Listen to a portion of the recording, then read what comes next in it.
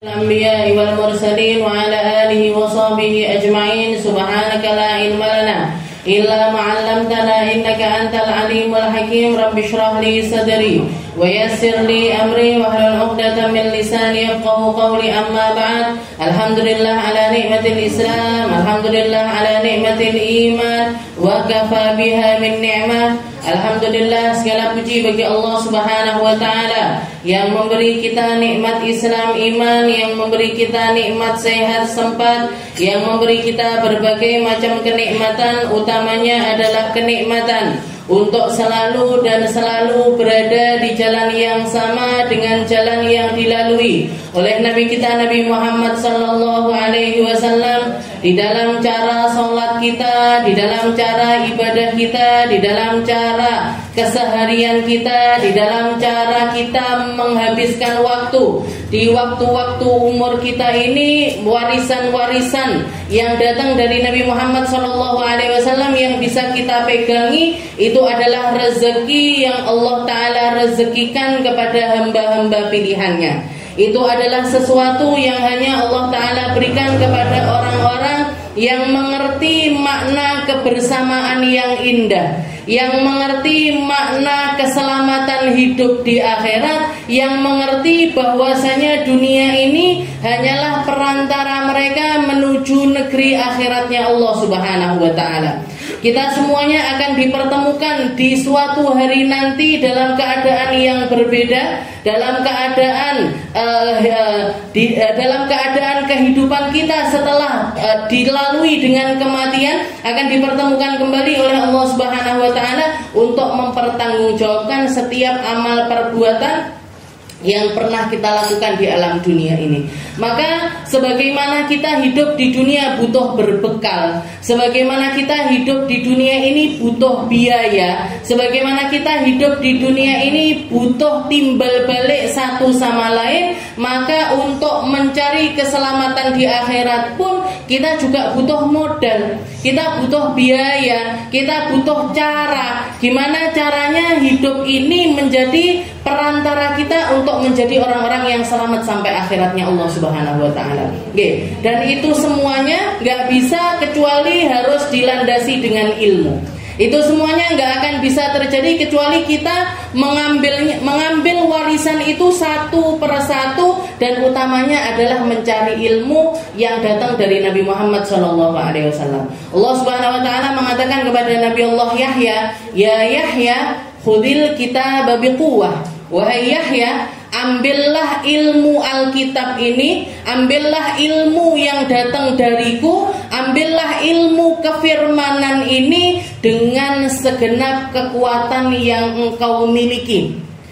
Maka ketika kita ngambil perkara yang datang dari Allah Ta'ala, ini harusnya jauh lebih kita berikan kekuatan kita ketimbang kalau kita nyari dunia. Kalau tentang perkara dunia, Allah Ta'ala selalu mengatakan yang tenang kalau perkara dunia. Kalau kalian la nas'aluka rizqa nahnu narzuquk, katanya Allah Ta'ala, kalian itu gak perlu khawatir tentang rezeki, kami yang ngasih rezeki kalian. Wa ma min dabbatin fil ardi illa 'alallahi rizquha. Gak ada satupun makhluk melata di atas muka bumi ini kecuali Allah Ta'ala mikirin rezekinya mereka. Cecak yang rezekinya terbang, dipikirkan sama Allah Ta'ala rezekinya. Semut yang di dalam lubang, dipikirkan sama Allah Ta'ala rezekinya. Hewan-hewan yang liar ataupun yang dipelihara, semuanya Allah Ta'ala memikirkan tentang rezeki-rezeki mereka. Maka mana mungkin para manusia ini tidak dipikirkan rezekinya sama Allah Ta'ala. Jadi selalu Allah Ta'ala kalau tentang perkara rezeki, yang tenang kalian. Bahkan para ulama mengatakan rezeki itu mengejar manusia sebagaimana manusia mengejar rezeki. Jadi rezeki itu ngejar manusia sebagaimana manusia mengejar rezeki. Kalau dua-duanya kejar-kejaran, kira-kira ketemu apa mboten? Saya keluar rumah, habis itu pengen ketemu sama Ustazah Fatimah. Ustazah Fatimah juga keluar, saya datang ke rumahnya Ustazah Fatimah, Ustazah Fatimah datang ke rumah saya. Iso ketemu apa mboten? Ndak iso, telisipan jenenge. Jadi para ulama bahkan mengatakan rezeki itu mengejar manusia sebagaimana manusia mengejar rezeki. Sebagaimana kita mau lari gimana pun dari ajal nggak akan pernah bisa lepas dari ajal, maka seperti itu jugalah rezeki. Maka apa yang harusnya kita lakukan? Berusaha untuk nyari rezeki itu harus berdiri di tempat-tempat di mana Allah Ta'ala biasa membagikan rezeki itu harus. Jenengan pengen jualan pecel misalkan, atau jenengan pengen jualan kerupuk misalkan, tapi menang tak goreng, tapi nggak tahu, ya nggak pergi ke pasar, ya nggak dibungkusi, ya nggak ngasih tahu teman-temannya kalau punya dagangan yang semacam itu. Payu apa mboten? Ya nggak payu, Bu. Jadi kalau istilahnya gimana? Berusaha itu wajib, ikhtiar itu wajib. Berdiri di tempat-tempat yang biasanya Allah Ta'ala memberikan rezeki kepada manusia itu harus. Tapi jangan melulu mikirkan tentang ikhtiar. Jangan melulu menghabiskan waktu kita, pikiran kita, usia kita, melulu kita habiskan hanya untuk mencari rezeki, hanya untuk mengumpulkan harta. Ketika kamu menjadi orang yang semacam itu, kamu melalaikan akhiratmu. Di duniamu kamu capek-capek, di akhirat tambah capek. Boleh rezeki niku kan capek, nyari duit itu kan capek. Maka ketika kamu capek-capek di dunia tapi tidak dipakai untuk nyari tempat di akhirat, kamu capek di dunia, capek juga di akhirat. Makanya Allah Ta'ala selalu menenangkan kita kalau urusan rezeki. Tapi kalau tentang perkara akhirat, Allah Ta'ala mengatakan wasari'u ila maghfiratin min rabbikum. Sing cepet-cepet kalau nyari ampunannya Allah Ta'ala yang cepat, kalau nyari surganya Allah Ta'ala yang cepat, kalau nyari kedudukan di alam akhirat yang cepat, kalau nyari kedekatan sama Nabi Muhammad SAW yang cepat, yang cepat di dalam perkara-perkara yang semacam. Bahkan di ayat yang lain Allah Ta'ala mengatakan fafirru ilallah, larilah kalian sekencang-kencangnya menuju Allah Subhanahu wa Ta'ala. Yang lari, berarti apa? Urusan rezeki itu dicepak nih sama Allah Ta'ala di dunia, urusan akhirat dereng dicepak nih. Maka kita harus bersiap-siap dengan benar untuk menghadapi alam akhirat kita. Apa nggak boleh nyari rezeki? Boleh, tapi jangan melulu tentang dunia, tapi pikirkan akhiratmu. Yang baik niatnya, yang benar caranya, yang indah akhlaknya. Jangan sampai mendolimi orang lain, jangan sampai ngalahin orang lain, jangan sampai masuk hasud di dalamnya, riya di dalamnya, ujub di dalamnya, di dalam kesombongan di dalamnya. Karena penyakitnya orang punya harta ini biasanya gandengan sama sombong. Aku duwe kok, aku punya kok, aku bisa kok, dan lain sebagainya. Maka kita benahi itu semuanya dengan cara apa? Dengan cara ngambil cara yang sama dengan yang dilalui oleh Nabi Muhammad SAW. Hadiah pertama dan utamanya Allah Ta'ala kepada Rasulullah SAW adalah Al-Quran. Maka pelajari Al-Quran, ambil ilmunya Al-Quran, benar-benarlah di dalam mempelajari Al-Quran, karena Al-Quran itu qaulan tsaqilan, sesuatu kalimat-kalimat yang sangat berat sekali yang gak akan bisa diambil kecuali biquwah, kecuali dengan segenap kekuatan kita. Kalau misalkan kita bayangin Al-Quran itu kayak buku yang sekarang ini kita lihat, ngambilnya itu kan pakai satu tangan bahkan bisa. Ngambilnya kayak gini misalkan pakai satu tangan kita kuat. Tapi Allah Ta'ala mengatakan khudil kitaba biquwah, ambil Alkitab ini dengan segenap kekuatanmu. Maksudnya apa? Berarti yang dimaksud sama Allah Ta'ala bukan kekuatan fisik. Ketika kita mengambilnya bukan kekuatan fisik yang kita perlukan di situ, tapi yang kita perlukan adalah kekuatan hati kita. Marai budal ngaji ki sing ngabut duduk sikile. Napa nih? Niate atine sing abot.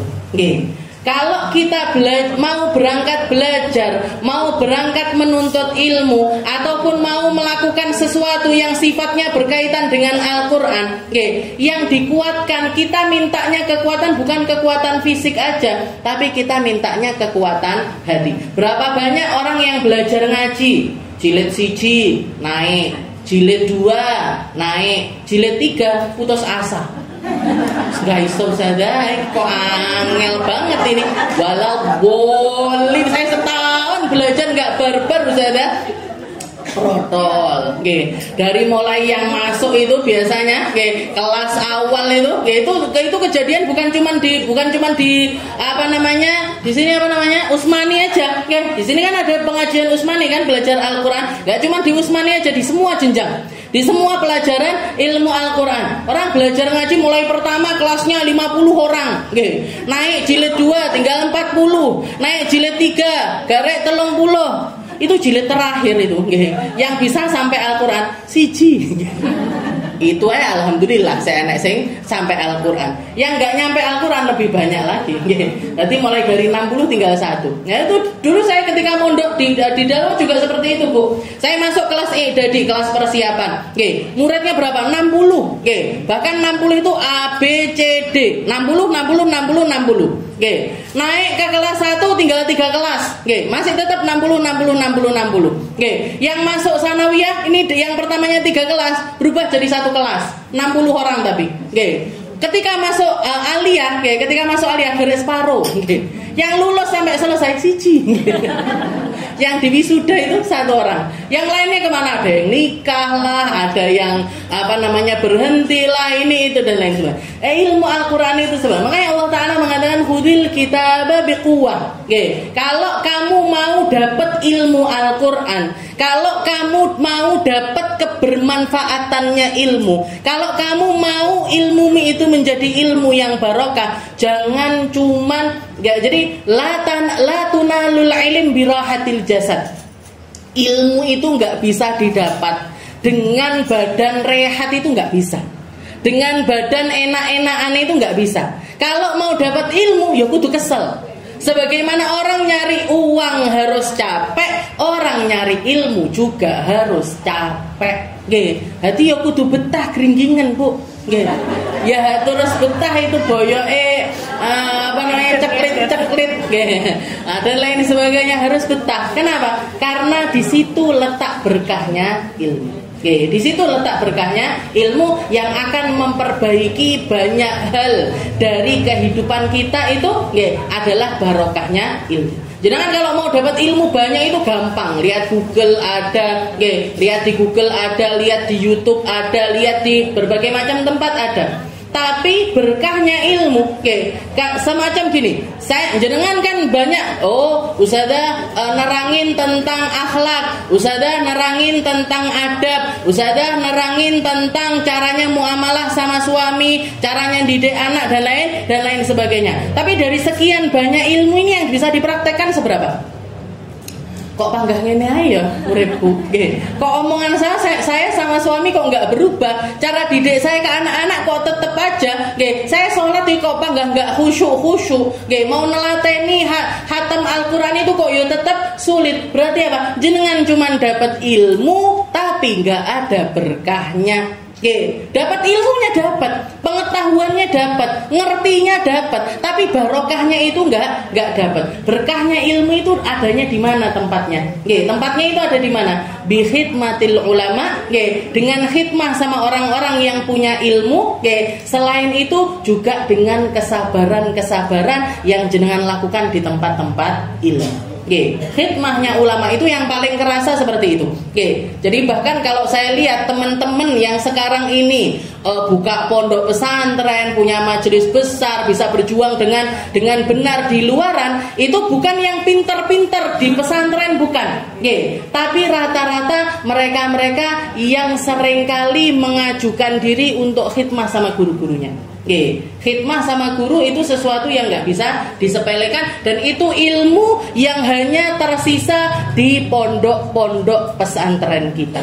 Nggih. Jadi kalau misalkan pesantren-pesantren ini mulai bergeser, nggih, mulai merasa saya sama guru saya kan sudah bayar SPP, saya kan sudah bayar uang gedungnya, saya kan sudah biayai ini itu di pesantrennya anak saya, maka saya sama guru ini ya setara. Nggih. Itu anaknya jenengan cuma dapat ilmu aja, tapi nggak dapat barokahnya ilmu. Nggih, jadi merunduk sama guru, habis itu takzim sama guru, khidmah di tempatnya guru-guru. Nah, itu barokahnya luar biasa.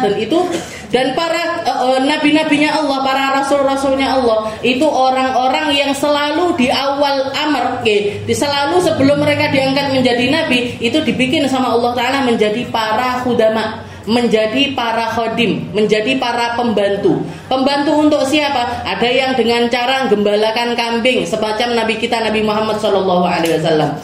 Nabi Muhammad itu sebelum menjadi nabi, sebelum menjadi rasul, beliau lebih lama menjadi penggembala kambing.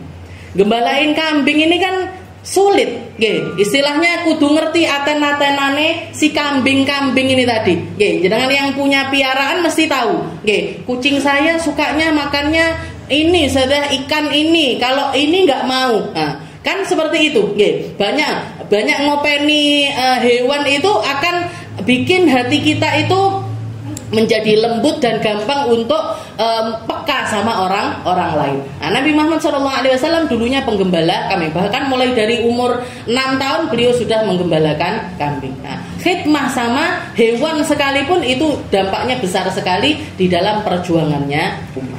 Kita lanjutkan pembahasan kita di dalam kitab Khuluquna ila an qala al-mu'allif rahimahullahu taala wa nafa'ana bi ulumi fid dharain amin la nasrifil akal wa syurab wa la nukthirul manam. Setelah kita membahas tentang tarbiyatu anfusina, membedah tentang hawa nafsu kita dan juga caranya ngobati gimana agar dia ini berubah menjadi nafsu-nafsu yang berubah kepada kebaikan. Kalau asal awalnya nafsu itu pasti adalah al-ammarah bisu. Jadi nafsu asalnya manusia itu selalu ngajak untuk berbuat buruk. Selalu ngajak kepada keburukan, selalu ngajak kepada hal-hal yang nggak benar. Maka ketika ini ditarbiyah, ketika dia dididik, ketika kita membenahinya, dia akan naik levelnya menjadi apa? Menjadi nafsu al-lawwamah. Al-lawwamah ini apa? Al-lawwamah ini jadi masih tarik ulur dengan nafsunya, masih tarik ulur sama nafsunya, dan akan tetapi masih lebih sering menyesalnya ketimbang marme. Maksudnya apa? Masih lebih sering terkalahkan oleh hawa nafsunya ketimbang dia yang mengalahkan hawa nafsunya. Itu namanya nafsu al-lawwamah. Nanti naik lagi levelnya, macam-macam, sampai ke tingkat akhirnya itu adalah nafsu mutmainnah. Setelah itu radiyatan mardiyah al-kamilah. Jadi masuk ke nafsu al-mutmainnah. Mutmainnah ini udah tenang hatinya. Dia sudah ridho dengan kebaikan-kebaikan, sudah menghindari segala keburukan. Naik lagi menjadi nafsu yang radiyah, ridho sama ketentuannya Allah Ta'ala. Mau yang datang itu adalah musibah ataupun yang datang itu adalah kenikmatan, setara di dalam hati hamba tersebut. Nanti masuk lagi ke mardiyah yang diridhoi oleh Allah Ta'ala. Dia ridho kepada Allah, maka Allah Ta'ala pun ridho kepada hamba tersebut. Yang terakhir, an-nafsul kamilah, nafsu yang sempurna. Nafsu yang sempurna ini miliknya para nabi, para rasul, dan juga orang-orang soleh terdahulu. Jadi nafsunya sempurna, semacam para nabi, para rasul, dan banyak dari golongan hamba-hamba soleh. Makanya Nabi Muhammad mengatakan kamula minar rijali katsir walam yakmul minan nisa'i illa arba. Dari golongan laki-laki yang mencapai nafsu kamilah, yang mencapai nafsu sempurna itu banyak. Para nabi, para rasul, orang-orang soleh itu sempurna di dalam keadaan nafsunya. Tapi kalau dari golongan perempuan cuma 4 katanya Nabi. Jadi golongan perempuan cuma 4. Sayyidah Asia, Sayyidah Maryam, Sayyidah Khadijah, Sayyidah Fatimah Zahra. Jadi ini 4 orang ini, 4 perempuan ini mencapai derajat kesempurnaan di dalam pengendalian hawa nafsu mereka. Nggih. Lah awake dhewe pripun Ustazah? Ya grepel-grepel lah. Nggih. Yang penting naik titik-titik. Yang penting kita tahu persis gimana caranya mentreatmentnya, agar nggak jalan di tempat, agar nggak cuman gitu-gitu aja, tapi terus berubah menjadi hamba-hamba yang semakin baik di dalam pengendalian hawa nafsunya. Setelah itu yang kedua, bab yang kedua adalah la nasrif fil akli wasyurbi.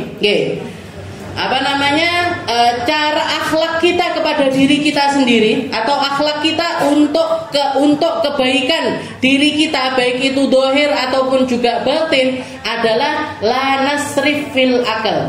Jangan banyak-banyak makan. Jangan banyak-banyak makan. Katanya Imam Al-Busiri, wala tarum bil ma'asi kasra syahwatiha inna ta'ama yuqawwi syahwatan nahimi. Katanya beliau, kamu itu kalau mau menghindari maksiat, wala tarum bil ma'asi kasra syahwatiha. Kamu kalau pengen menghindari maksiat, menghindari kesalahan-kesalahan, maka mulailah dengan memangkas nafsu makanmu. Kendalikan perutmu, kendalikan mulutmu. Fakama atib mat'amak tustajab da'watak. Katanya para ulama, makanlah dengan cara yang baik, makanlah makanan-makanan yang baik, kamu akan jadi hamba-hamba yang doanya itu diijabahi sama Allah Ta'ala. Atib mat'amak, makanmu perhatikan, apa yang masuk ke dalam perutmu perhatikan. Ketika kamu memperbaiki keadaan makanmu, di situ kamu akan menjadi orang yang doa-doanya itu diijabahi sama Allah Ta'ala. Ulama yang lain ada yang mengatakan kul fakama ta'kul ta'mal. Katanya beliau, silahkan makan, apapun yang kalian inginkan silahkan makan. Fakama ta'kul, maka ketahuilah sebagaimana kamu itu makan, kamu akan beramal dengan cara yang sama. Ketika kamu makannya baik, makannya halal, makannya benar, Allah Ta'ala akan membenahi ibadahmu, Allah Ta'ala akan membenahi hidupmu, Allah Ta'ala akan memperindah jalanmu menuju surga.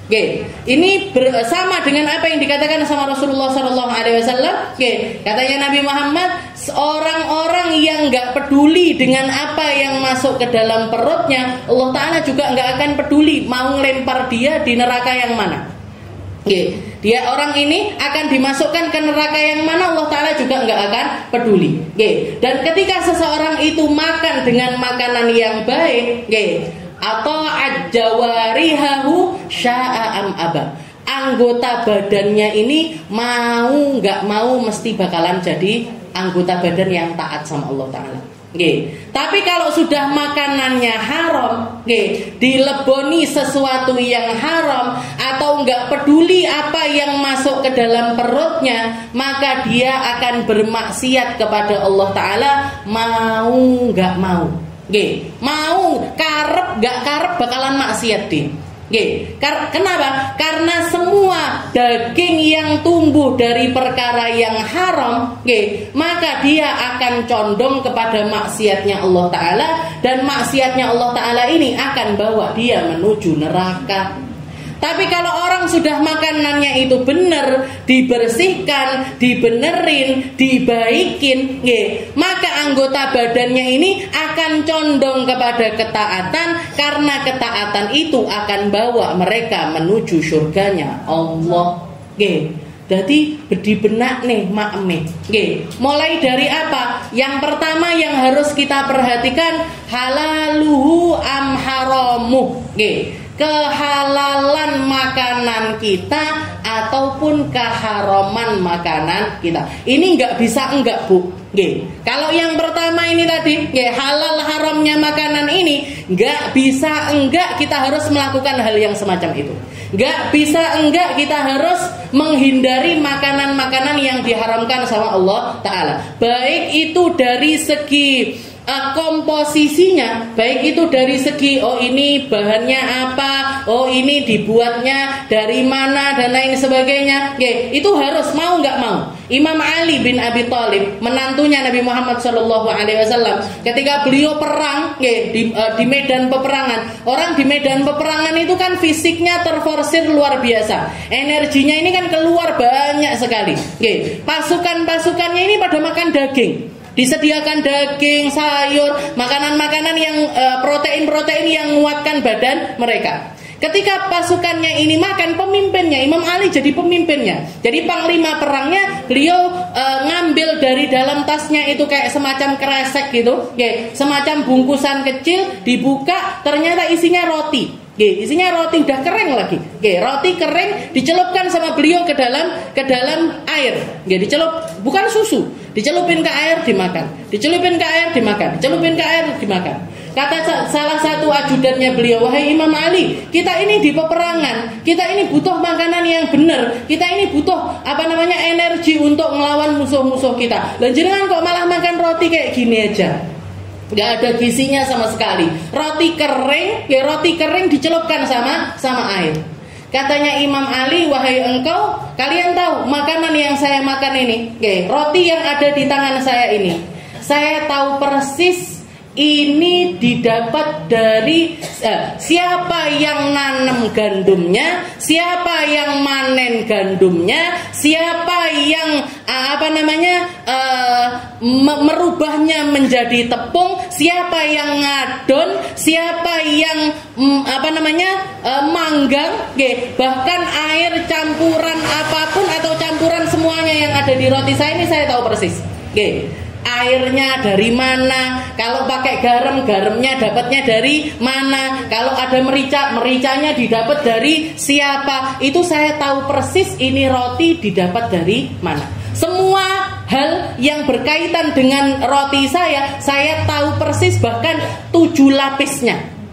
Maksudnya step by stepnya itu 7 lapis saya tahu persis.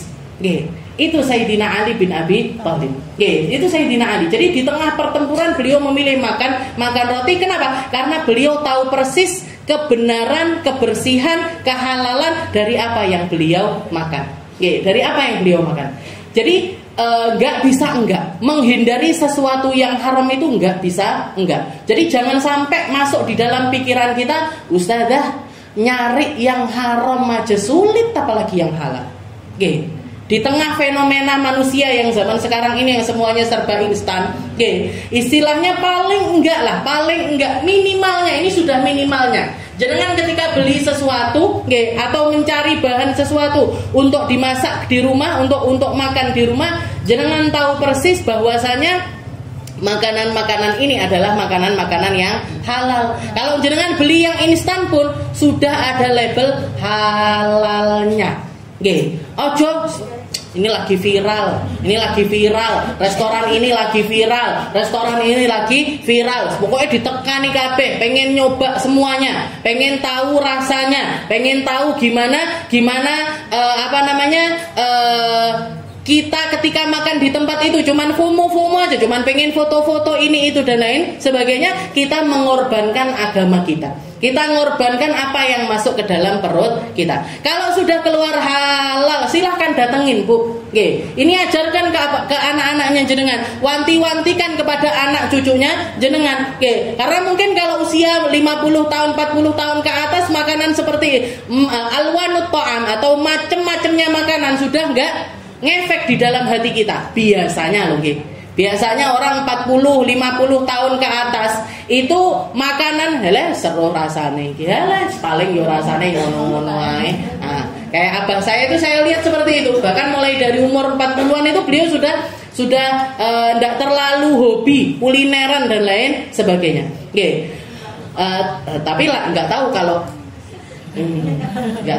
jamaah Khadijatul Kubro seperti itu atau di luar ekspektasi. Biasanya seperti itu. Sudah nggak takjub dengan macam-macamnya makanan yang keluar. Nah,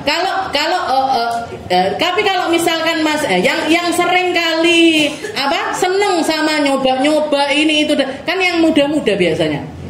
ya anak-anak belasan tahun, anak-anak remaja, SMP, SMA dan lain sebagainya. Nah itu yang lagi seneng-senengnya nyoba ini, nyoba itu, nyoba itu. Nah ini jenengan harus wanti-wanti. Nah silahkan, silahkan mau makan mana aja silahkan. Tapi yang pasti kamu harus tahu, kamu harus memastikan kehalalan atau tidaknya dari makanan tersebut. Ojo mek viral-viralan aja, beli yang dari Korea dibeli semua, yang dari Amerika dibeli semuanya, yang dari ini dibeli semuanya, dicoba semuanya. Nah, yang kita korbankan adalah akhiratnya mereka. Yang kita korbankan adalah apa yang masuk ke dalam perutnya. Karena memang seperti itu. Apa yang masuk ke dalam perut itu sangat-sangat, kalau kita mungkin nggak terlalu tahu rasanya, nggak terlalu ngerti apa yang membedakan antara makanan halal dan juga makanan haram. Kenapa kok nggak ngerti? Saking campur aduk sing mlebu. Saking macem-macemnya yang masuk ke dalam perut kita. Salah satu ulama, jadi Abu Yazid Al-Bustami. Abu Yazid Al-Bustami itu pernah, beliau itu mulai dari muda sudah dibiasakan sama orang tuanya untuk bangun malam, munajat di malam hari. Sampai masuk usia remaja, sampai masuk usia 30-an, 40-an, beliau itu selalu merasakan kenikmatan di dalam sholat malamnya. Sampai suatu malam, beliau itu kayak merasa kalau kenikmatan ibadah itu dicabut sama Allah Ta'ala. Usianya sudah lanjut, jadi mungkin usia 20 atau 30-an tahun, beliau ngerasa kok malam ini sholat saya nggak nikmat ya. Kok malam ini saya ibadah, maksakan ibadah kok nggak dapat kenikmatan seperti hari-hari biasanya. Begitu beliau merasakan yang semacam itu, dicari, dilihat, beliau itu mikirkan, aku sedino iki piye? Kemarin gimana? Kemarinnya lagi gimana? Seminggu yang lalu gimana? Sebulan yang lalu, setahun yang lalu, bahkan mulai direview makanan yang masuk mulai dari beliau masih remaja sampai tua. Beliau nggak menemukan ada makanan yang masykuk atau ada makanan yang meragukan masuk ke dalam perutnya. Akhirnya beliau datengin ibunya, Bu, ibu ini apa pernah melakukan sesuatu ketika jenengan hamil saya atau menyusui saya atau ketika saya masih kecil, apa pernah saya itu kemasukan sesuatu yang nggak halal? Kata ibunya, apa ya? Dipikir sama ibunya. Oh pernah. Waktu itu saya waktu itu saya lagi hamil kamu, saya lagi hamil besar. Berkunjung ke rumah tetangga, di rumah tetangga itu ada makanan tapi jatuh di bawah. Ada makanan jatuh di bawah. Saya pengen daripada mubadzir, saya ambil makanan itu. Kebetulan makanannya itu makanannya yang saya lagi pengen, akhirnya tak makan. Tanpa izin sama yang punya rumah, tanpa minta halal dari yang punya rumah. Bayangkan itu mulai dari Abu Yazid Al-Bustami masih di dalam perut ibunya. Kejadiannya 20 tahun, 30 tahun kemudian.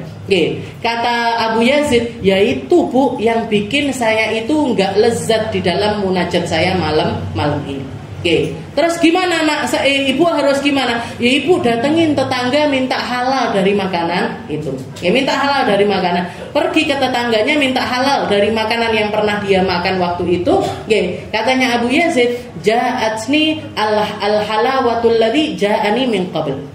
Datanglah lagi kelezatan munajat yang biasa datang di setiap malam-malam ibadah saya. Lek awake dhewe wis ndak krasa, Bu. Segala macam dimasukkan ke dalam perut. Roti yang lagi viral, beli. Bakso yang lagi viral, yang lagi muncrat, beli.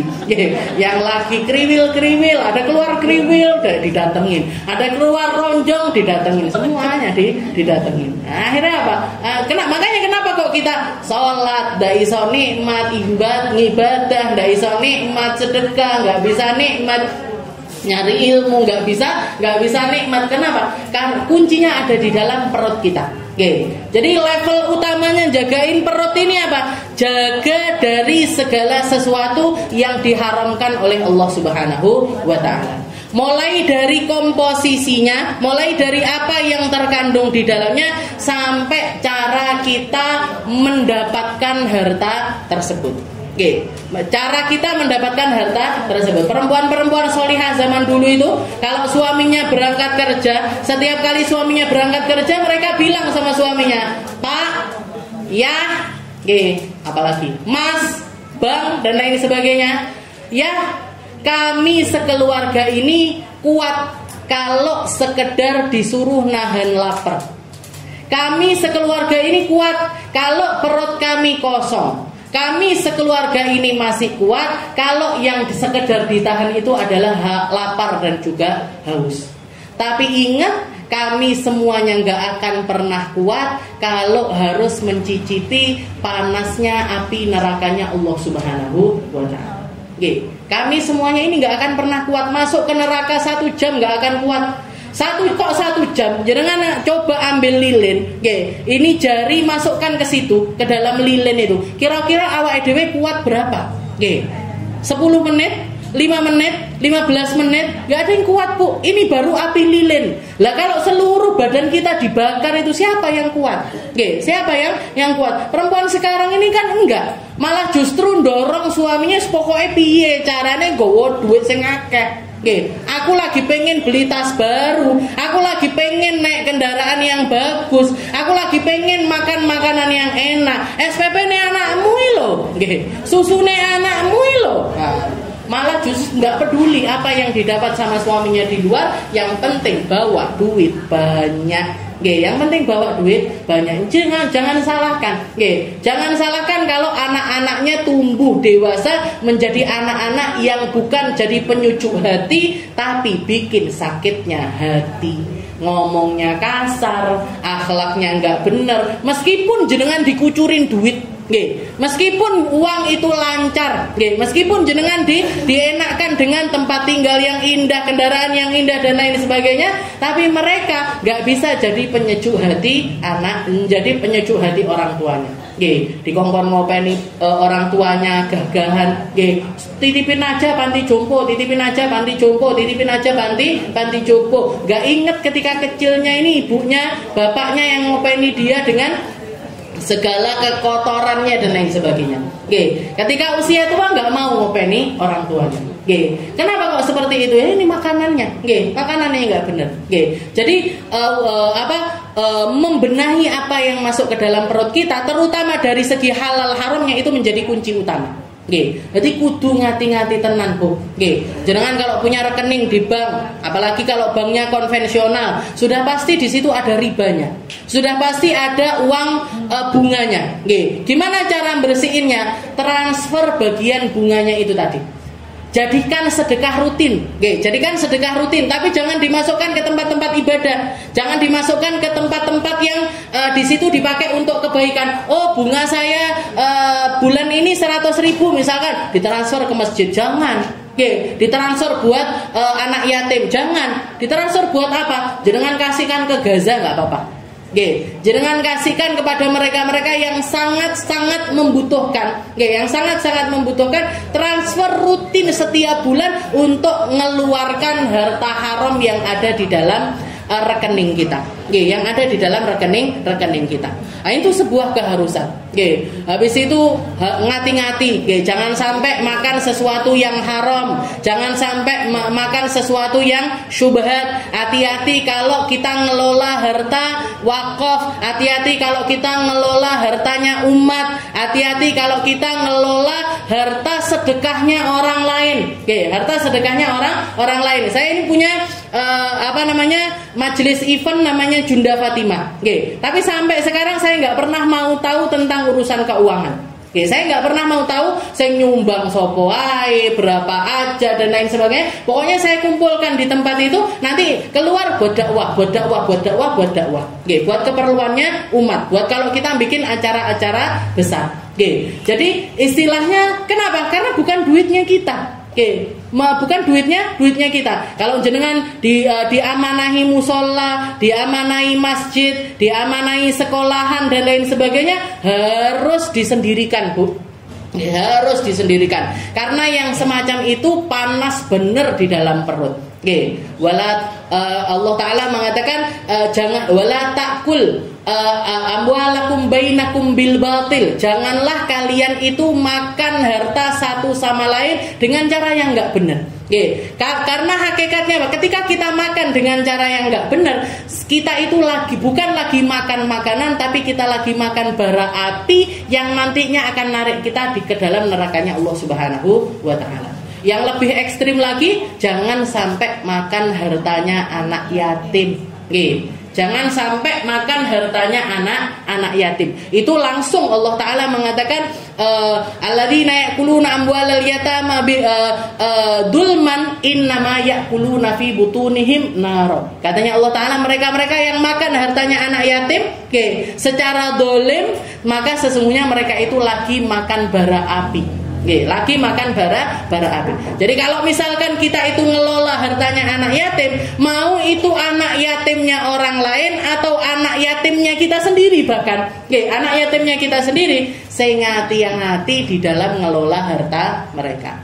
Suaminya jenengan meninggal misalkan, jenengan punya suami meninggal dunia, ninggalkan anak-anak kecil-kecil.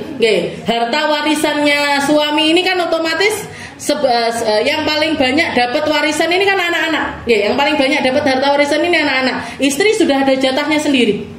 Kalau punya anak, jatahnya mereka adalah 1/8. Kalau nggak punya anak, jatahnya 1/6. 1/6 dari harta warisan suami. Selebihnya ini punyanya anak-anak. Yang laki dapat jatah bagian 2 kali lipatnya perempuan. Setelah itu biasanya kadang-kadang anak-anak yatim ini banyak yang nyumbang. Bu, ini buat anaknya jenengan. Bu, ini buat anaknya jenengan, buat sekolahnya. Kalau lagi muharraman seperti itu dan lain sebagainya. Kalau sampai yang ngasih ini cuman bilang, Bu, ini untuk anaknya jenengan. Bu, ini untuk anaknya jenengan. Maka jenengan nggak boleh ngambil dari situ. Tapi kalau misalkan orangnya bilang, Bu, ini buat jenengan dan anak-anak. Buat jenengan dan anak-anak, maka silahkan ambil sesuai dengan kebutuhan normal, bukan di atas itu. Anakku dapat sumbangan yatiman, ditukokne skincare, ditukokne lipstick, ditukokne tas baru dan lain sebagainya. Nah, ini nggak boleh. Yang normal itu seberapa? Buat makan sekiranya jenengan itu bisa hidup. Itu loh yang normal. Jadi sesuai kebutuhan itu, yang namanya kebutuhan dipakai buat makan sekedar buat hidup, bukan untuk menikmati hidup.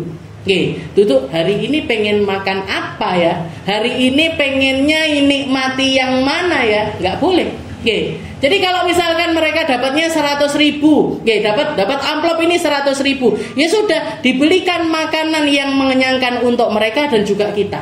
Mereka dan juga itu pun kalau ada omongan semacam itu. Kalau jenengan bikin event santunan anak yatim, setelah itu minta sumbangan sama orang-orang. Bu, ayo kita bikin santunan anak yatim. Ada yang nyumbang 50, ada yang nyumbang 100, ada yang nyumbang 1 juta, ada yang nyumbang 2 juta. Jangan kelola. Oh, ini sebagian buat beli banner, sebagian buat konsumsi, sebagian buat nyewa terop, sebagian buat nyewa kursi dan lain sebagainya. Gimana hukumnya? Haram hukumnya, Bu. Kalau jenengan mintanya sekedar santunan anak yatim, maka harta itu 100% harus masuk ke anak yatim. Gak boleh buat terop, konsumsi dan lain sebagainya, gak boleh. Terus gimana Ustazah kalau misalkan kita mau buat keperluan yang seperti itu, karena kita mau bikin acara, sendirikan. Yang buat santunan anak yatim sendirikan, yang buat keperluan acara sendirikan. Yang buat keperluan acara sendirikan. Makanya saya sangat-sangat berhati-hati. Ketika di Junda ada beberapa orang, saya mah nggak peduli, yang penting ini loh, kita mau berjuang berapa aja. Oh, nggak bisa, Bu. Saya buat banner, saya harus tahu persis ini harganya sekian. Buat terop harganya sekian. Ini semuanya hartanya orang. Kalau nanti di hari kiamat ditanya, Ustazah, sumbangan saya yang 10.000 dulu jadi apa? Saya bisa jawab, ini loh jadi bunganya Ustazah, ini loh jadi panggung, ini loh jadi terop, ini loh jadi makanan, ini loh jadi minuman. Gak ada 1% pun yang masuk ke dalam perut saya. Gak ada 1% pun atau bahkan 1 sen pun yang saya ambil untuk pribadi saya sama sekali. Jadi ini namanya tanggung jawab. Dan itu menjadi sebuah keharusan. Kenapa? Karena antara halal dan haram itu nggak akan pernah bisa bersatu. Antara yang benar sama yang nggak benar itu nggak akan pernah bisa bersatu. Sebagaimana antara surga dan neraka nggak akan pernah bisa jadi satu. Jadi jenengan kalau memang benar-benar pengen masuk ke dalam surganya Allah Ta'ala, harus 100% menghindari segala sesuatu yang diharamkan sama Allah Ta'ala. Terutama yang masuk ke dalam perut. Terutama yang masuk ke dalam perut. Jangan PNS misalkan dapat gaji dari pemerintah. Dapat gaji dari pemerintah. Mak, kadang-kadang seringkali ini ada bonus ini, ada bonus ini, ada bonus ini. Kalau jenengan nggak merasa bekerja yang sepadan untuk mendapatkan bonus tersebut, jangan diterima, Bu. Jangan diterima. Jenengan jadi guru, sudah ada gaji pokoknya, ujuk-ujuk entok bonusan. Jenengan tanyakan, ini bonus apa? Ini bonus saya kerja apa? Oh, lembur waktu ini bonusnya. Oh, lembur waktu ini atau kerja yang ekstra ini bonusnya. Nah, silahkan ambil.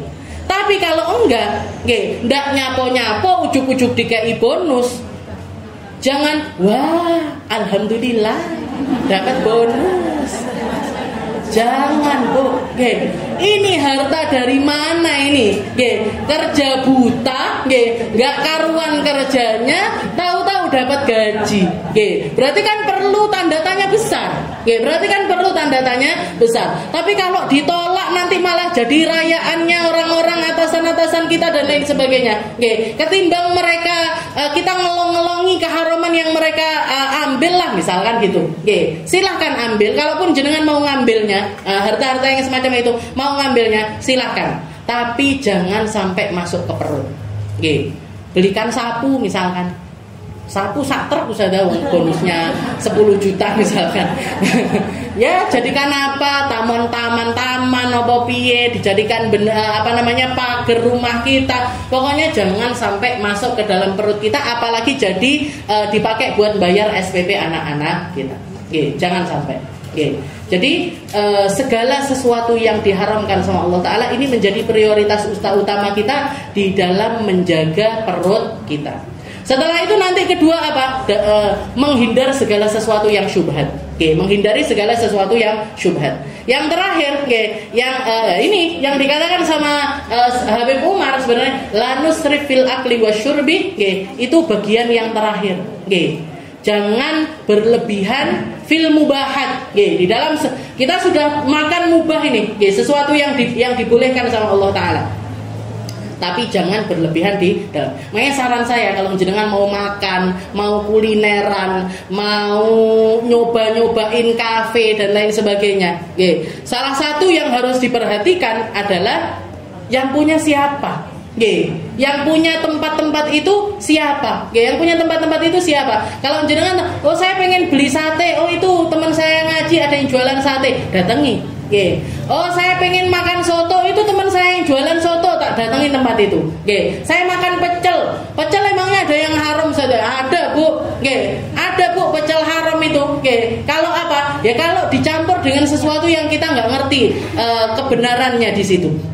Istilahnya, kalian jenengan punya kenalan, oh ibu itu jualan peyek, oh ibu itu jualan apa pecel. Nah, beli sama orang-orang yang belajar atau sedang dalam proses belajar. Insya Allah mereka ini ngati-ngati di dalam hal-hal yang semacam itu.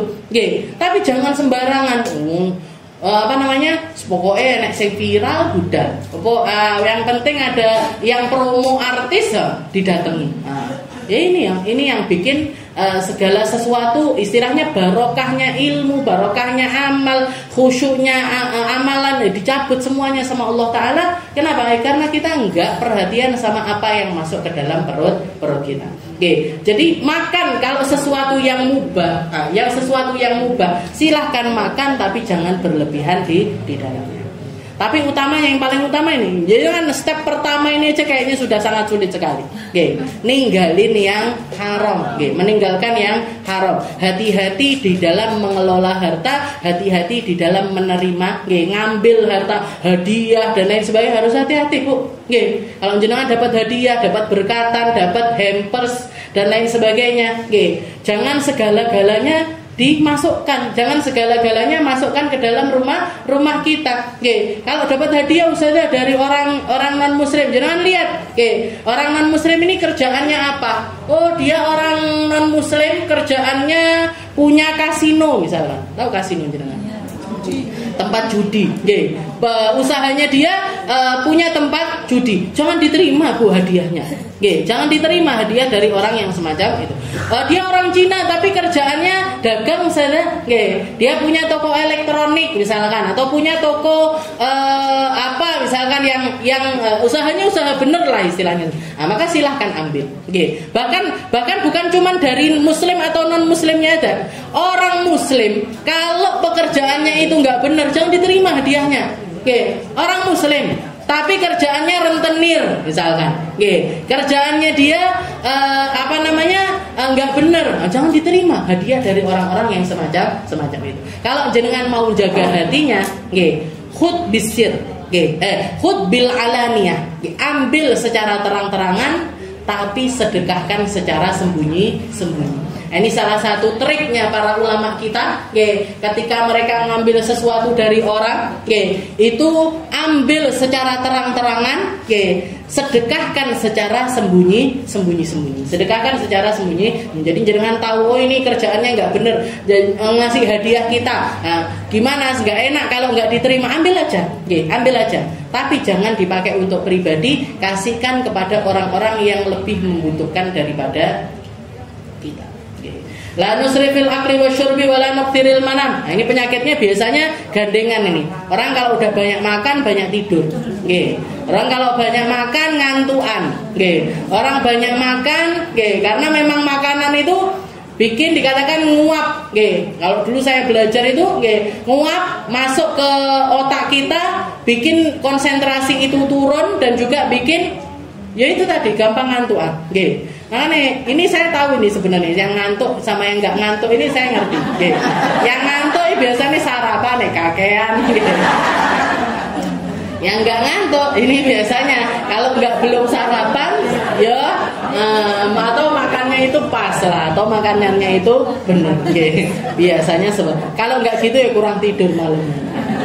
Soalnya ini suudon, hanya sesuai realita. La nuqtiril akli wasyurbi wa la nuqtiril manam, wallahu a'lam bishawab. Insyaallah kita lanjutkan di pertemuan